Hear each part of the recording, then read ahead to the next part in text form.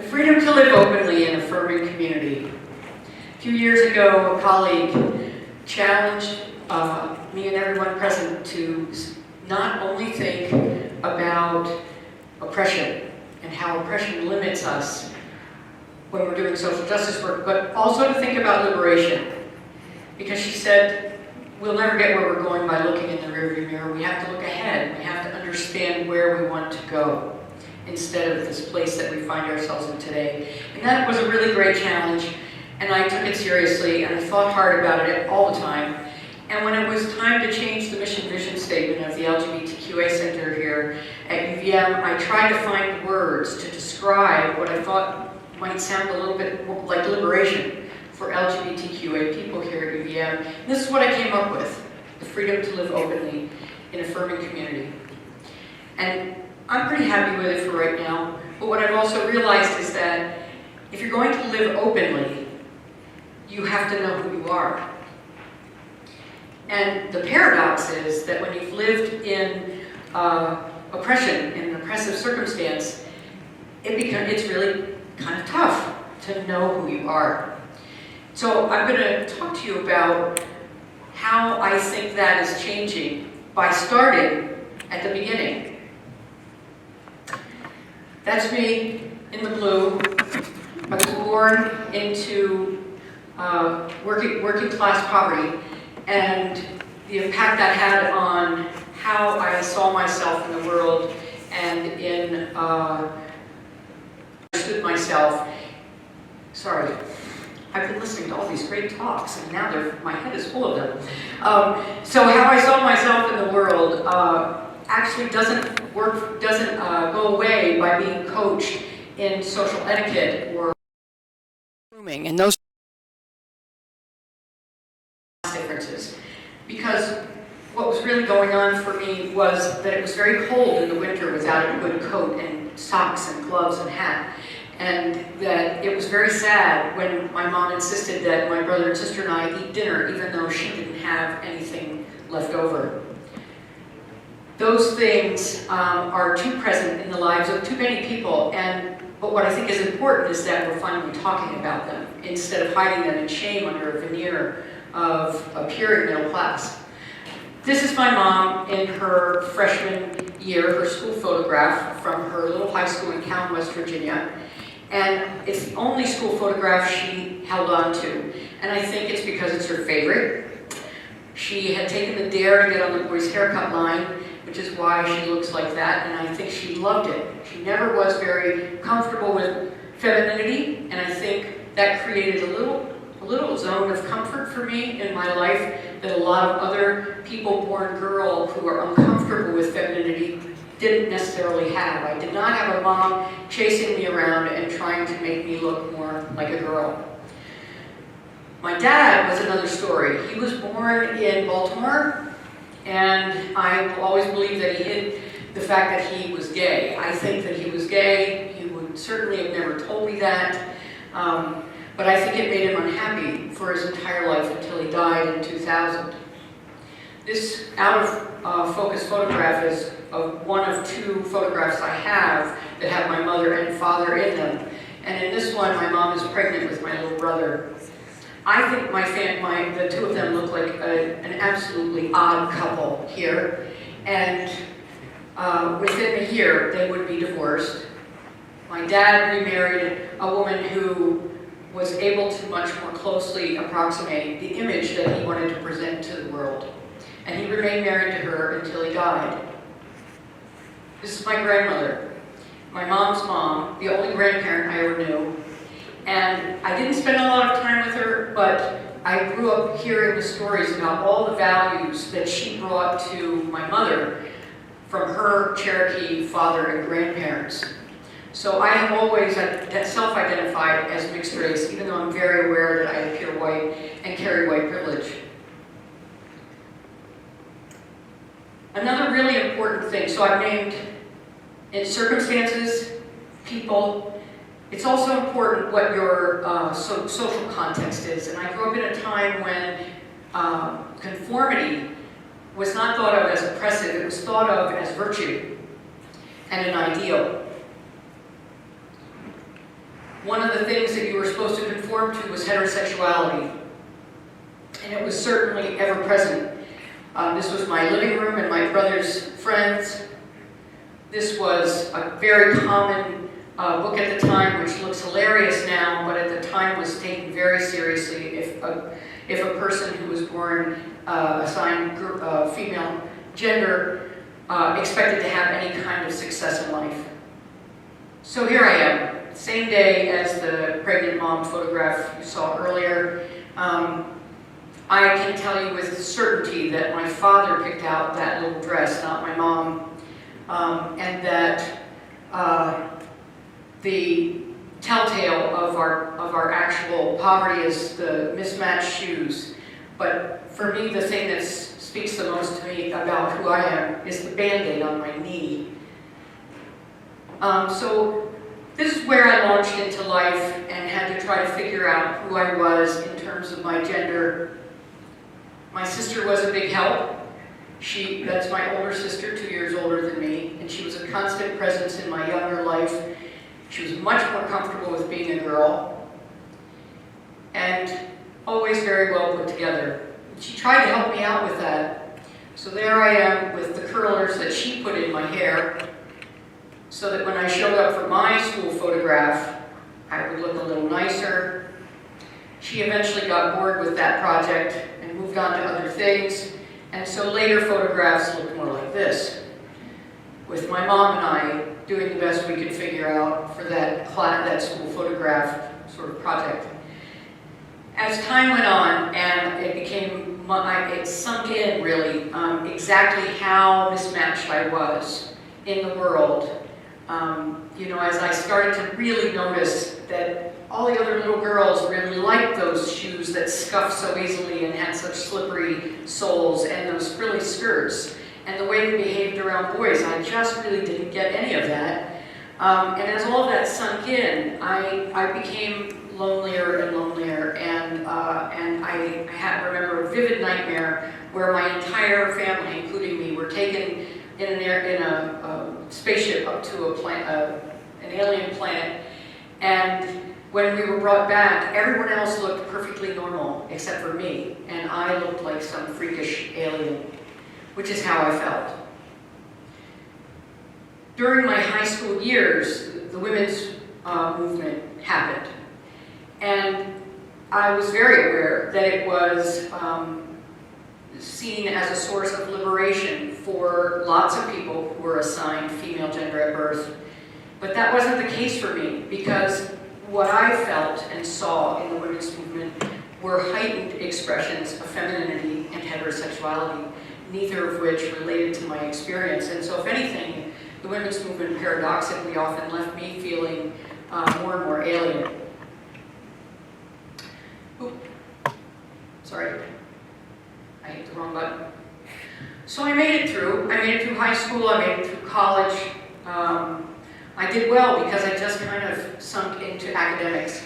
I did well academically, but I did very badly emotionally, and became more and more depressed all the time. 2 years later, I got lucky, and I met the person who would become my life partner. And the two of us found the gay rights movement. It had been around since it had started actually when I was 11 years old. But here's one of those barriers I was talking about that has been falling away for the past 15 years. It had started when I was 11 years old, but it was unspeakable. And so I never learned about it. It remained hidden from me until I was 24. So we got married that day. It was our 5th anniversary, so we decided to participate in this mass wedding ceremony that was part of the 1987 March on Washington for gay and lesbian rights. And then 5 years later, we did it again, but we had a very different reason this time, because that amazing community and that sense of ourselves that we found 5 years earlier, we realized was not something that our families understood. We realized that when 2 years before this day, Anita's great aunt died, my partner's, Anita's great aunt, died. And at the funeral, Anita had to stand up front with the siblings, and I had to stand in the back of the room with the non-family members.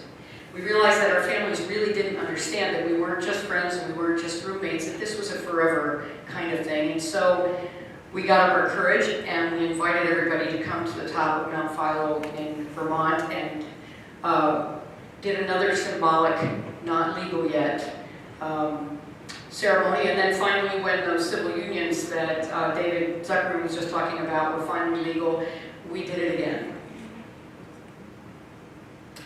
So I mentioned that my father died in 2000. He came to my graduation when I got my master's degree and was incredibly proud of me.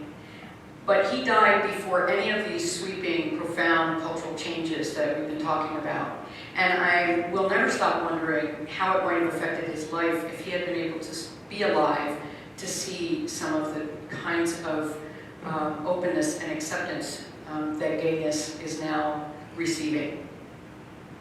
My mom is still alive. She'll be 92 in July. And 10 years ago, when she was 82, she was visiting, and she met a UVM student who was a trans man. And she told me that all those years that I told her that she's got to be lesbian, come on, she never had another relationship after my father, and she always admired women and whatever. She said, you had it all wrong. If I had been a young person today, I would have been like that young man I met yesterday. A little bit late for her, but not for so many other people. My partner and I, this is us at a wedding, one of our niece's wedding last year, and we've hit our stride with our families. We can show up in the gender presentation that feels right for us, and nobody worries if we express appropriate affection and closeness. In fact, they love it.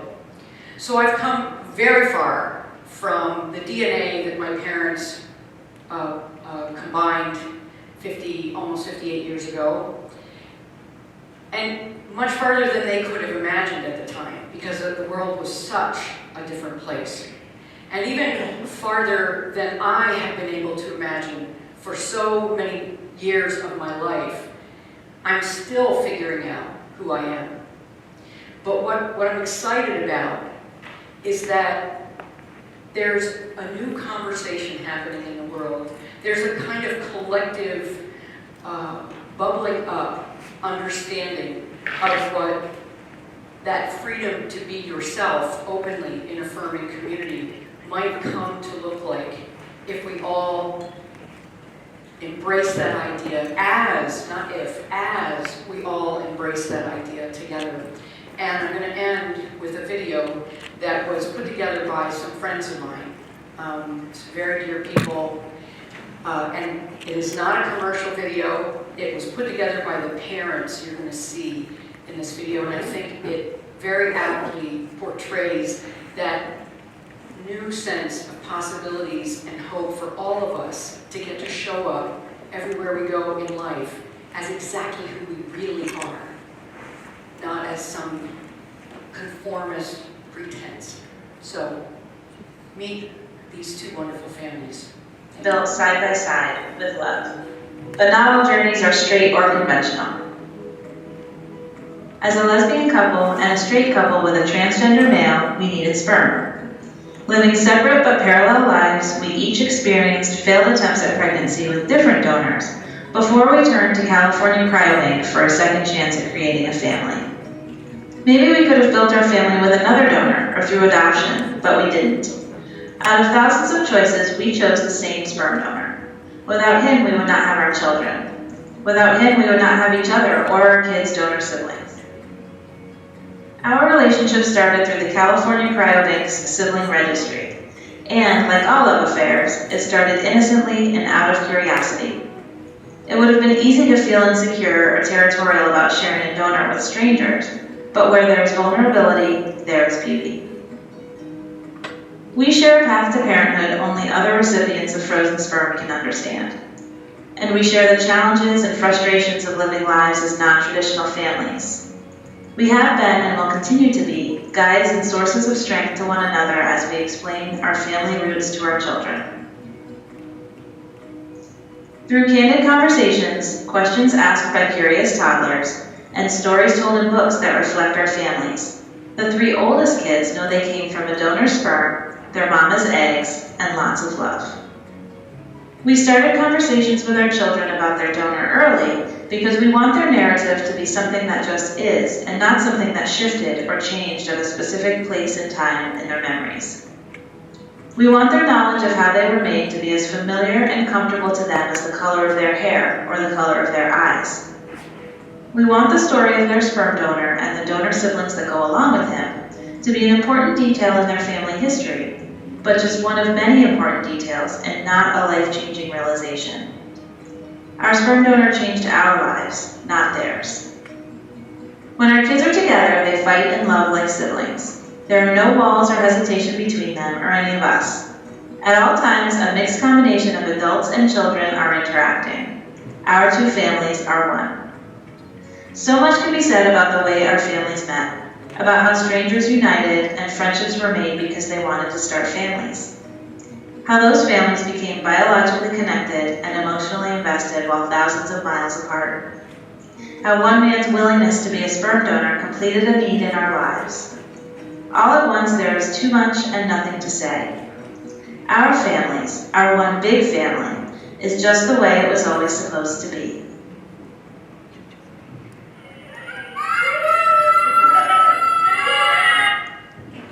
So, to borrow from one of the earlier speakers, you could just see that and think of it as a feel-good video, you know, wow, isn't that special? But don't take for granted how special it is that the world has changed so dramatically that the 15 things that were mentioned in there, as if they're perfectly fine and normal, and they are, were unspeakable not that long ago, and were things that people felt shame about and felt they needed to hide.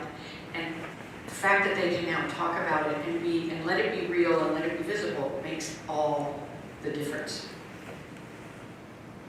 There's one other little thing, but I just forgot what I was going to say. Thank you very much.